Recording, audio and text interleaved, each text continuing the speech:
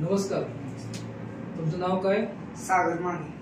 तुमचं गाव कोणतं? पंढरपूर. तुम्ही आमच्या संस्थेमध्ये कधी आला होता? 2 वर्षापूर्वी. तुम्हाला काय व्यसन होतं?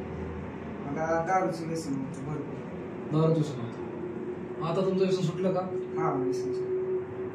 आता तुम्हाला काय वाटतं, कसं वाटतं? आता व्यसन सुटल्यापासून मला म्हणजे भरपूर छान वाटतं आणि असं काम करण्याची प्रतिशक्ती त्या व्यसन सुटल्यामुळे मला मिळते.